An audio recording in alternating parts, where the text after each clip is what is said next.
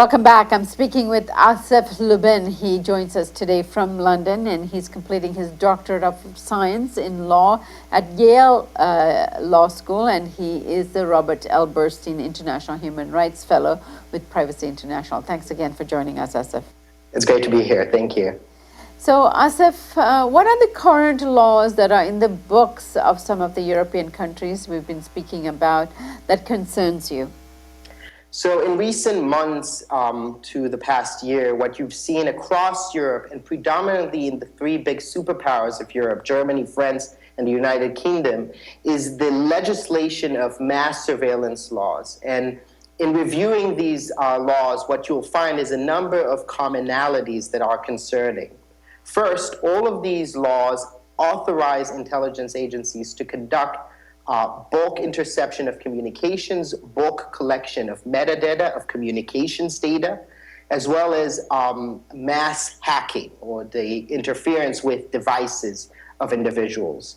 Secondly, what these laws do is that they allow the conduct of these mass surveillance operations under ambiguous grounds. For example, in the German law, you can conduct mass surveillance for ensuring the foreign affairs interests of the state. In the French legislation, you can conduct these surveillance operations for the purposes of ensuring the economic, industrial, and scientific interests of France. These are overtly broad terms that go in direct opposition to statements being made by the Human Rights Committee of the United Nations, which has said that if you want to conduct interferences with the right to privacy, you must do so under clearly specified and precise categories of operations for reasons of legality and foreseeability.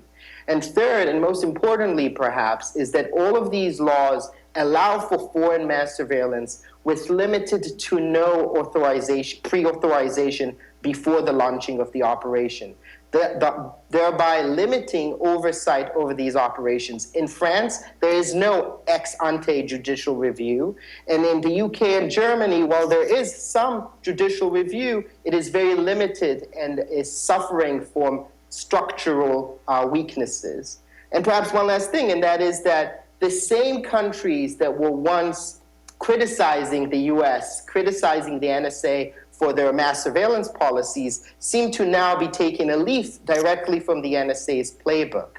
And what they're doing by legislating these laws is that they're setting a clear message to the rest of Europe and indeed to the world, and that is that mass surveillance has become the new normal. And that is concerning to us here in Privacy International. Right. And before we leave, Asaf, can you explain what the Five Eyes is, and this alliance that has formed in order to watch over the world? What are the consequences of it? Certainly. So this alliance came into the fold in the wake of the Second World War. It initiated itself through an alliance between the UK and the United States, but it's since incorporated into itself the five English-speaking countries, former colonies of the United Kingdom, that is Canada, the United States, the United Kingdom, Australia, and New Zealand. And those five countries conduct broad bulk mass surveillance around the globe, and they are geographically stationed to conduct this surveillance and share this information amongst the Five Eyes, so to get any corner of the world covered. What is also concerning is that it doesn't stop with the Five Eyes. You also have the 9 Eyes, and you have the 14 Eyes. These are greater intelligence arrangements of more states coming into the fold.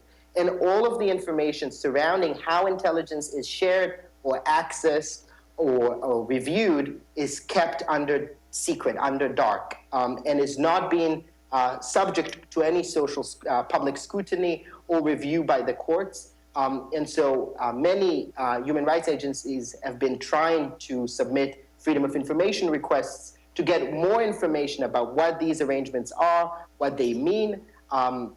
Very limited information has been thus provided, with the broad justification of national security justifications. And so we, in Privacy International, have turned to the European Court of Human Rights and asked the European Court to tell the UK that if they want to conduct intelligence sharing of these types of mass surveillance programs, this must be brought into primary legislation and primary statutory authorization in order to meet basic standards of foreseeability, legality, necessity, and proportionality.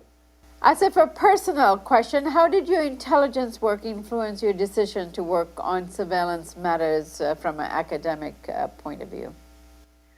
So what I found when I started working on intelligence in the academic world is that very few people working in the field, writing in the field, conducting research, actually come to this with a robust perspective.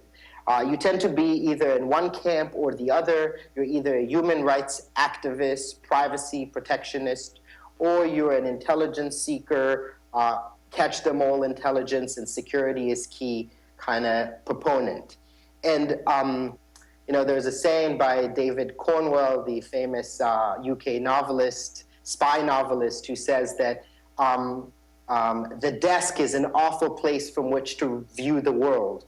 And I certainly kind of agree with that position. The desk of an academic is a bad one to make these kind of balancing decisions. I think that sitting in the desk, in the chair of an intelligence analyst and in the chair of a human rights activist, as I have been privileged to do, actually allows you to review these policies in a much more nuanced and a kind of practical way. All right.